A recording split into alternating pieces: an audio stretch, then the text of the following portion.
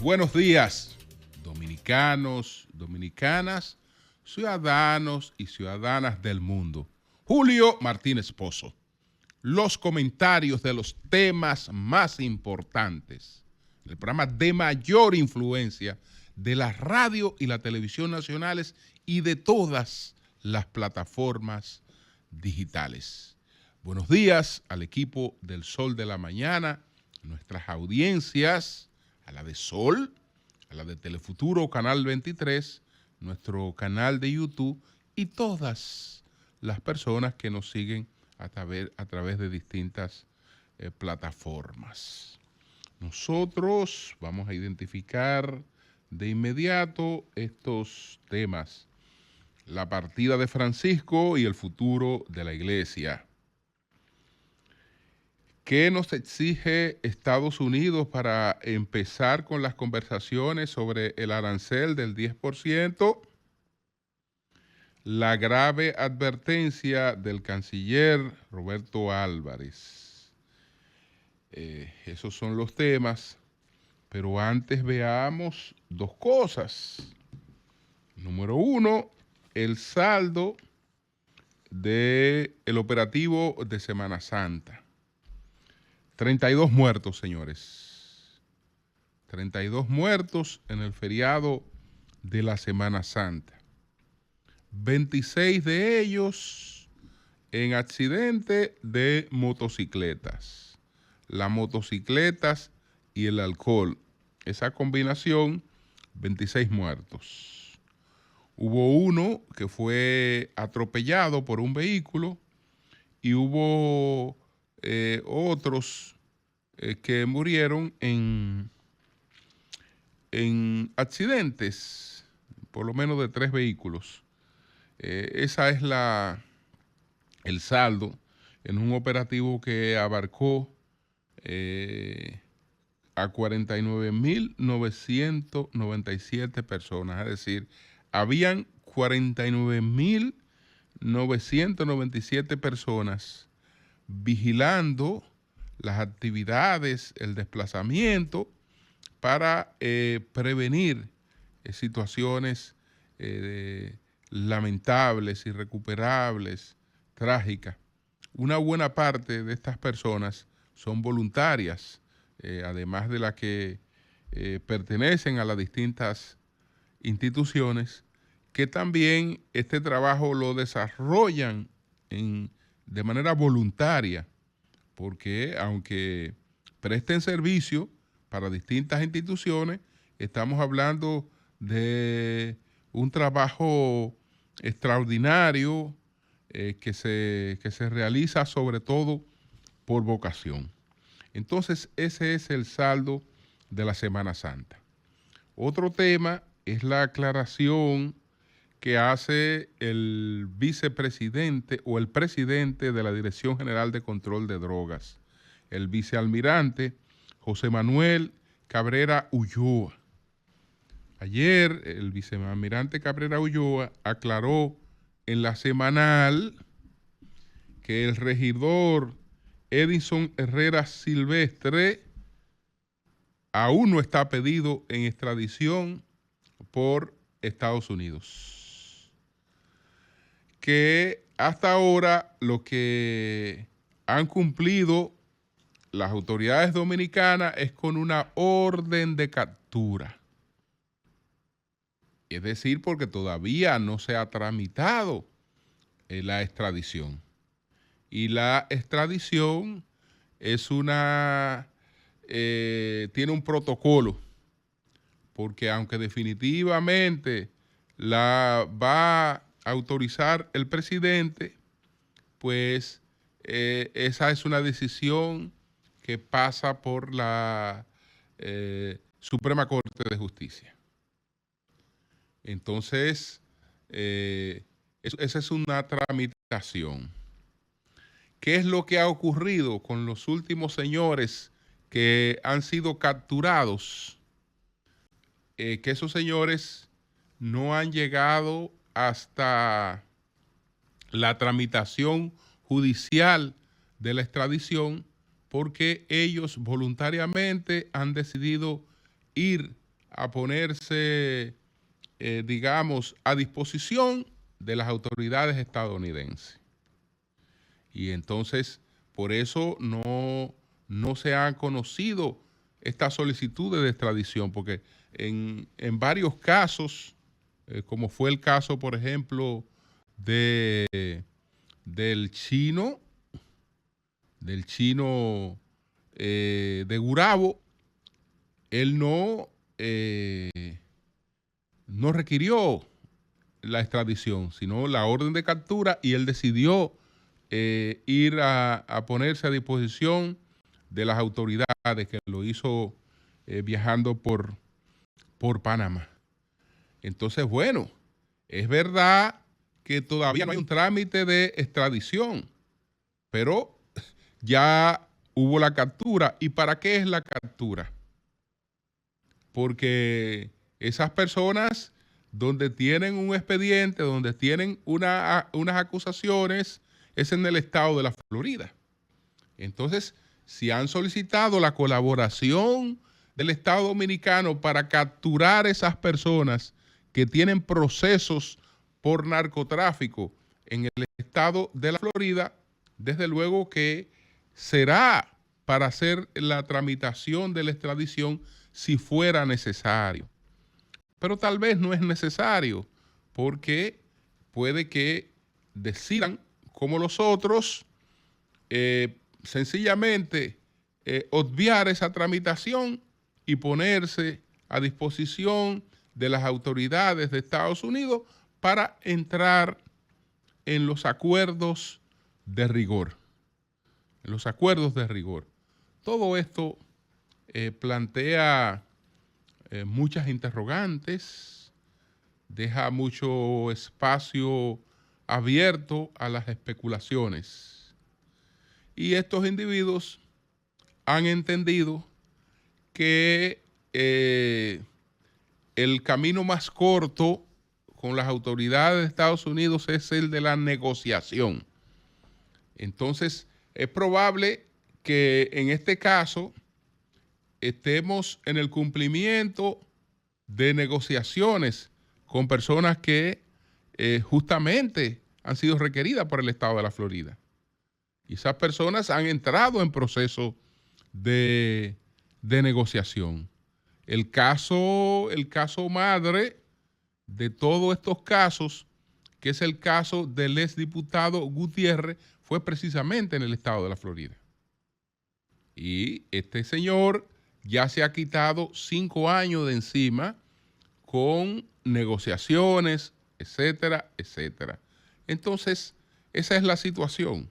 Es verdad que no hay una solicitud de extradición, lo dijo el vicealmirante Cabrera Ulloa, pero la orden de captura es lo mismo, porque la orden de captura es justamente para después hacer el otro trámite, si el otro trámite llegara a ser necesario.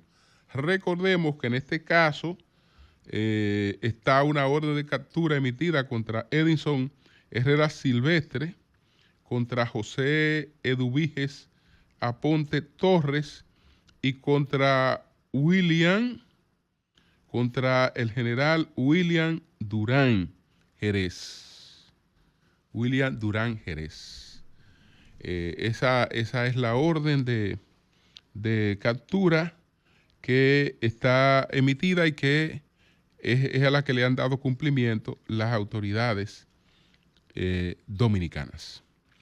Entonces, inmediatamente, señores, abordemos el tema de la partida de Francisco, el Papa Francisco, y los desafíos que eso plantea para la Iglesia. Y además, lo que representa para nosotros. En el caso nuestro, de los dominicanos, el catolicismo es, en tercer lugar, una creencia, una religión. En tercer lugar. ¿Por qué digo que en tercer lugar? Porque lo primero que el catolicismo es para nosotros es historia. Lo segundo que el catolicismo es para nosotros es cultura. Y lo tercero que es una religión. Si nos llevamos, y yo creo que tiene razón Robert Michels, cuando en su tratado sobre la ley de la oligarquía, la ley de hierro de la oligarquía, en su tratado sobre la ley de hierro de la oligarquía, dice Robert Michels que solo hay organización donde hay oligarquía.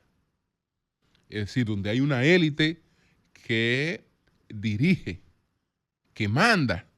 Entonces, en ese sentido, solo hay una iglesia en el mundo, que es la Iglesia Católica, porque esa es la única que tiene un centro de mando.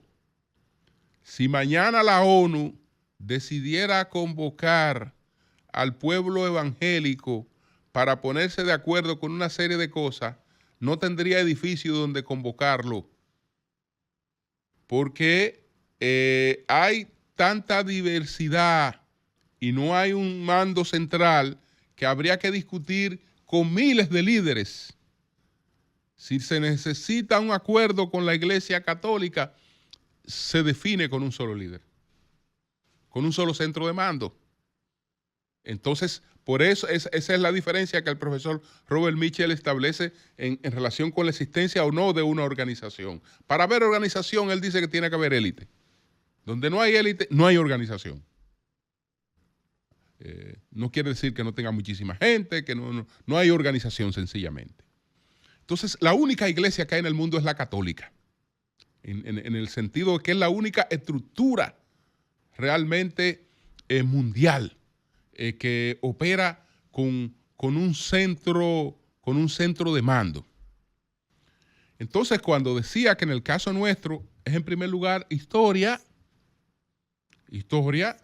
porque bueno, nosotros somos en términos mundiales el principal simbolismo de la expansión de España en el Nuevo Mundo, que al empezar por aquí, no solo trajo el interés de ver nuevas tierras y de manejar riquezas de nuevas tierras, sino que con ella vinieron varias cosas. Ahí llegó la cultura griega, ahí llegó el derecho romano y ahí llegó el catolicismo. Y desde entonces forma una parte que está en el ADN de la dominicanidad. Eso no importa que usted sea o no un practicante de la fe. Eso forma parte de su ADN. El catolicismo forma parte del ADN dominicano. En términos culturales. Ya en lo que es la práctica, en lo que es el ejercicio de la fe, también tiene realmente una expresión sumamente importante. Aunque nos ha ocurrido a nosotros como está ocurriendo en gran parte del mundo, que lo que hemos conservado, lo que seguimos conservando de las religiones es el aspecto cultural que se expresa en tres grandes momentos de la vida. En el momento del nacimiento, ahí somos cristianos, somos católicos, y se expresa en los rituales de ese momento. En el momento del matrimonio se expresa. Y en el momento del viaje posterior, del viaje postrero, del viaje último, se expresa también. Entonces, bueno, el Papa, que fue un Papa escogido en el 2013 en una iglesia que vivía una cierta etapa de transición marcó unos lineamientos de los que el conservadurismo quiso irse poniendo a distancia. Y desde el año 2018, de manera concreta, hay trabajos muy específicos para moldear la elección del Papa que debe continuar el liderazgo de la Iglesia de Francisco. Es decir, que este Papa, que coincide con el auge de una ideología que ha querido trastornar todas las tradiciones, y que en cierta medida, aunque el Papa no la compartía, pero parte de su accionar se vio vinculado a esa ideología, entonces él encontró una fuerte resistencia y esa resistencia parió instituciones extraiglesia para moldear lo que iba a ocurrir en el futuro de la iglesia. Por ejemplo, en estos momentos nosotros estaríamos pendientes de lo que va a ocurrir en el próximo cónclave y cómo los cardenales, los miembros del colegio cardenalicio con derecho a voto, se ponen de acuerdo para escoger cuál es el próximo papa. Bueno, eso ya no va a ser un ejercicio enclaustrado, aunque ellos se encierren. Aunque se cumpla todo el protocolo, la elección del nuevo papa es hoy un asunto más exterior que un asunto del cónclave. Y les voy a poner un solo ejemplo de una creación que se produjo en el año 2018 con el objetivo fundamental de moldear la elección de un próximo papa. Le estoy hablando del año 2018. Estamos entonces, señores, ya en el año 2025, lo que quiere decir que estamos hablando de que hace más de 7 años se viene moldeando la próxima elección del próximo del Papa. Entonces, hay una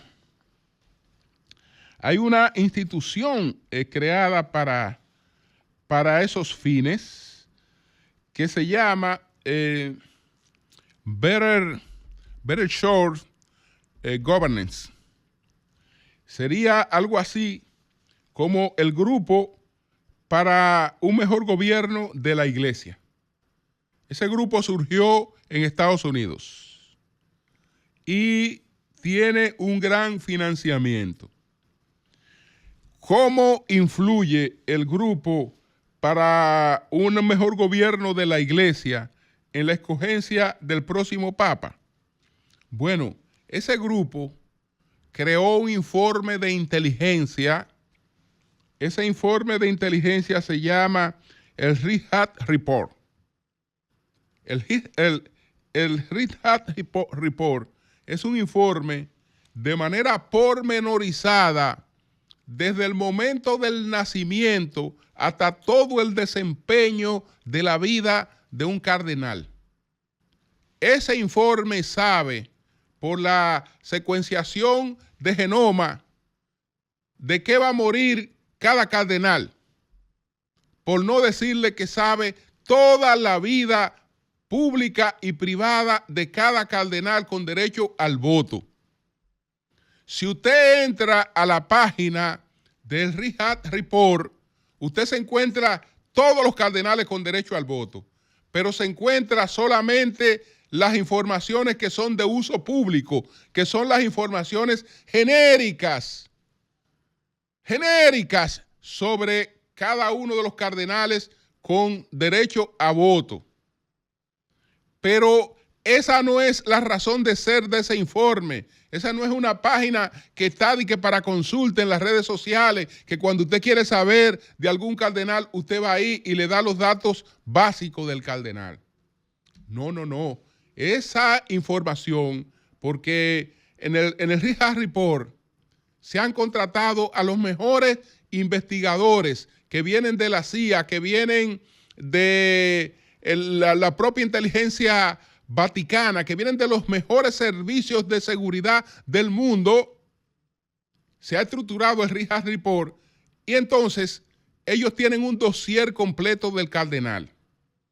Si el cardenal ha tenido alguna situación que puede derivar en un escándalo, sencillamente se habla con el cardenal y el cardenal sabe que tiene que evitarse cualquier publicidad que le sea inconveniente.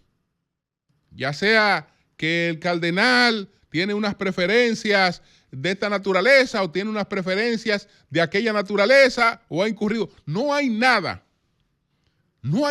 que no se sepa de cada uno de los cardenales y que no lo maneje el Richard Report. Entonces, el Richard Report ya se inició en el año 2018. Ya en el año 2022 estaba totalmente terminado y tenía una evaluación completa. Pero a partir de ahí, Francisco añadió primero 16 nuevos votos en el colegio cardenalicio y después posteriormente se evaluaron también, más otros posteriores. Es decir, ahí está el dossier de todo el mundo. Y en un momento oportuno se habla con cada uno de esos cardenales. Y esos cardenales entonces llegan ahí alineados. Alineados. Hay algunos que no tendrán inconvenientes, pero los que tengan inconvenientes saben que tienen que actuar en cierto modo. Todo esto con la finalidad de evitar que la iglesia vuelva a escoger a un Francisco. Incluso hubo procesos que eran una anticipación. El proceso electoral más importante que pudiéramos considerarlo como una anticipación a lo que la iglesia preparaba para un próximo papa fueron las elecciones de España, ganadas por el PP, aunque el PP no pudo hacer gobierno. Pero en esas elecciones hubo un involucramiento bastante entusiasta de la Iglesia Católica. Y esos resultados en gran medida se deben a que la Iglesia se involucró. Porque si cuando hablamos de Estados Unidos de América, para hablar del voto de fe más importante, tendremos que hablar de los evangélicos blancos en Estados Unidos. Pero cuando hablamos en España de los católicos. Cuando hablamos en España es evidentemente de los católicos. Entonces, lo que quiero es poner al tanto de que hay entidades extra iglesia que ya se habían preparado para influir en esa iglesia. ¿Cuánto cuesta el informe? En principio, ¿cuánto se calculó? ¿Por cuánto se calculó el informe pormenorizado de cada cardenal? ¿Cuánto se presupuestó el Richard Report para cada cardenal? Solamente para hacerle su información completa, $25,000 por cada cardenal. No sé cuánto estará hoy. Estamos hablando en el 2018, cuando se estableció el Richard Report. Entonces, ahí están todas estas influencias. Después, vamos a hablar de algunos papables, pero tengo que tratar otros temas. Miren, señores, ¿qué tenemos nosotros ¿qué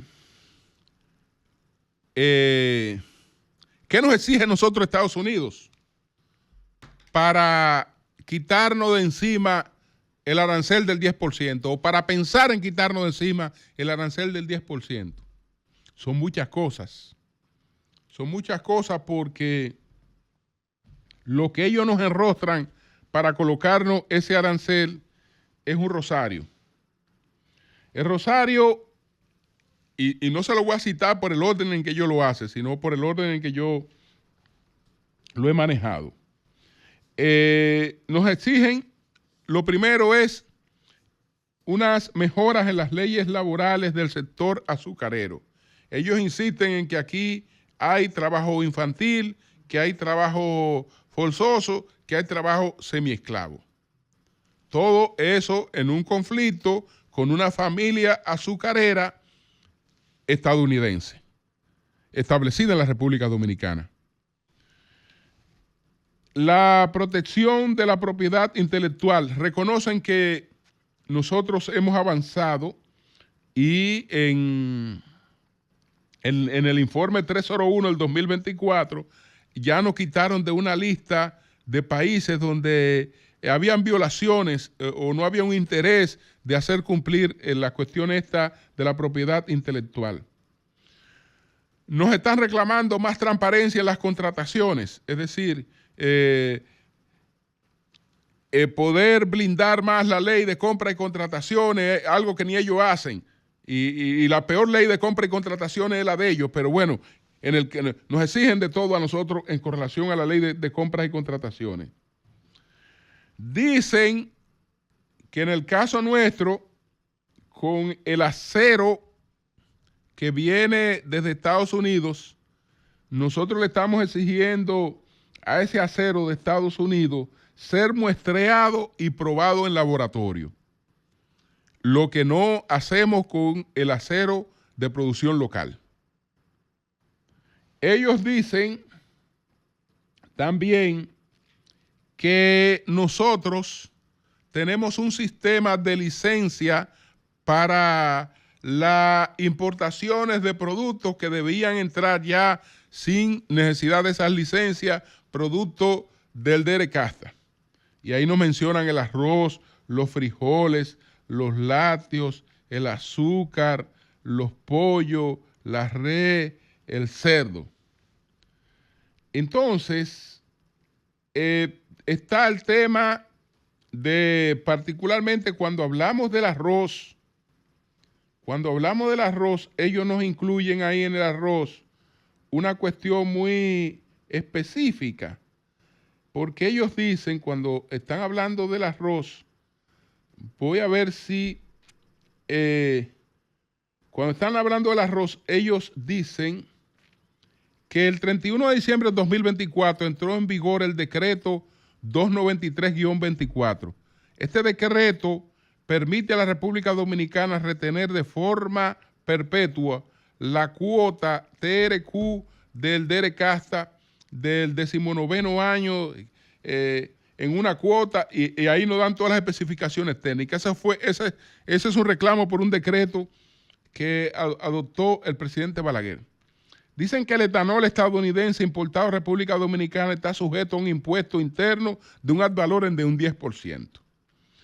Entonces, le dejo ahí varias de las cosas que ellos nos anotaron ahí en el 10% y que sería imprescindible para iniciar una negociación con ellos, disponer que esas cosas no estén.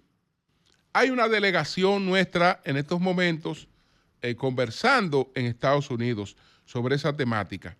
Ahí está el ministro de Industria y Comercio, Ito Bisonó, está el canciller, don Roberto Álvarez, y está el ministro de Hacienda, José Miguel Hochi Vicente.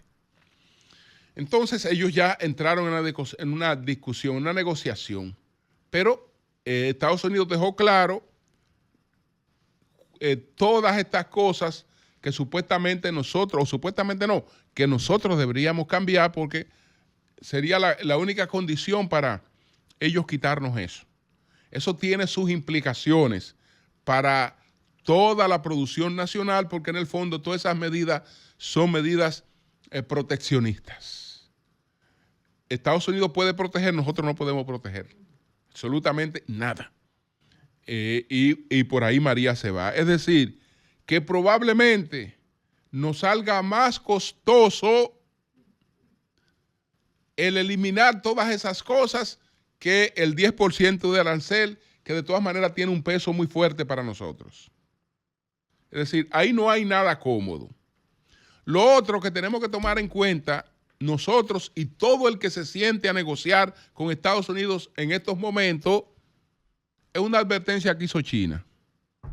Discutan todo lo que ustedes quieran con Estados Unidos. Todos los países que dice Trump que le han hecho aquello, discutan lo que ustedes quieran con Estados Unidos. Eso sí, si hay media cosita que perjudica a China, si ustedes se atreven a entrar en negociaciones con Estados Unidos con media cosita que perjudique a China, China no va a dejar pasar eso desapercibido. Es decir, que ahora la situación que tenemos todos los países con relación a eso es que este hombre nos llama con un garrote, ustedes tienen que negociar conmigo, tienen que hacer esto, tienen que hacer aquello, pero ya la otra potencia le ha dicho al mundo, bueno, tengan cuidado con el tipo de acuerdo que ustedes llegan, porque eso va a tener otras repercusiones. Es decir, lo que China está provocando es una rebelión del mundo frente a este tema arancelario de Estados Unidos. Porque hasta países poderosos como Japón no saben qué hacer. Pues Japón dice, ven acá, pero el 20% de mi negociación está con Estados Unidos. Perfecto, me voy a quedar con ese 20%. Ah, pero se me va el 15%, que es con China. ¿Y qué hago? ¿Qué hago? Va hablando de países poderosos. Imagínese usted la situación nuestra. Ese es ese marco. Finalmente, señores, la advertencia que hace el canciller Roberto Álvarez no es menor. Lo que advirtió ayer en el Consejo de Seguridad el canciller Roberto Álvarez es sumamente grave. Y los dominicanos debemos estar pendientes de eso y deberíamos estar previendo las consecuencias de eso. ¿De qué está hablando Roberto Álvarez? Y que no es un hombre alarmista. Está hablando de que esas gangas criminales que tienen cada vez más control del territorio haitiano están avanzando hacia la frontera con la República Dominicana. Él citaba lo que ocurrió con nuestro consulado. ¿Y qué ocurre? ¿Qué ocurre con esto que advierte el canciller Roberto Álvarez? Bueno, señores, miren. Si este conflicto de la frontera adquiere esta dimensión, se la voy a poner sencilla. Hubo cualquier agresión a la República Dominicana por parte de pandilleros. Hay una respuesta de República Dominicana a la agresión por pandilleros. El conflicto haitiano cambió de naturaleza. Total. Porque si nosotros herimos o matamos a algún pandillero haitiano, los haitianos ahí mismo se olvidan de una confrontación de un Estado con pandilleros que tienen arrodillados a su propio Estado, y ya eso adquiere otro carácter. Lo peor que puede pasarnos a nosotros es que eso ocurra. Y no sabemos si incluso en las intenciones de una comunidad internacional que ha observado que lo que ha hecho en Haití hasta ahora no ha dado resultado y no ha tratado de cambiar eso, no sabemos si lo que se esté propiciando sea un conflicto internacional entre Haití y la República Dominicana. Porque ya eso tendría otra magnitud. A partir del primer enfrentamiento entre las autoridades dominicanas y una banda haitiana, el nacionalismo haitiano se olvida de bandas y se cuadra contra República Dominicana de manera total, porque en cierta medida, ese avance de esas pandillas hacia la frontera dominicana lo que busca es realmente atizar ese conflicto y transformar ese conflicto y cambiar la naturaleza del enfoque. Cambiar la naturaleza del enfoque. Señores, sería sumamente grave que el conflicto actual en Haití derivara hacia lo que advirtió ayer en el Consejo de Seguridad de la ONU el canciller don Roberto Álvarez. Cambio y fuera.